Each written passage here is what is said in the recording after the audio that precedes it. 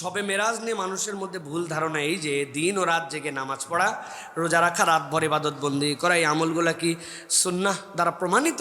প্রিয় ভাইরা, আমাদের রাসূলুল্লাহ সাল্লাল্লাহু আলাইহি ওয়াসাল্লামকে আল্লাহ যতভাবে সকল পয়গম্বরের উপর সম্মানিত করেছেন, এর অন্যতম সম্মান হচ্ছে 7 আসমানের একদম যে শেষ আসমান পর্যন্ত পয়গম্বররা ছিলেন।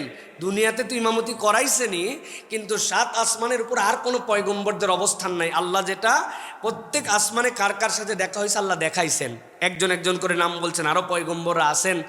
আল্লাহ সেইটা ভেদ করে আমার নবী সাল্লাল্লাহু আলাইহি ওয়াসাল্লামকে তার উপরে উঠাইছেন, সুবহানাল্লাহ। এমনকি কাবা কাউসাইনি আও আদনা, আল্লাহর নবীর সাথে যখন জিবরাইল আমিন সাথে সাথে যাচ্ছিলেন, উনিও সিদরাতুল মুনতাহাতে যাওয়ার পরে বলছেন আমার আর যাওয়ার পারমিশন নাই ইয়া রাসূলুল্লাহ, আমারও জায়গা শেষ। আল্লাহ তাহলে ফেরেশতা, ইনসান, সৃষ্টি, পয়গম্বর সকলের উপরে আমার নবীকে উঠাই নিছেন, সুবহানাল্লাহ।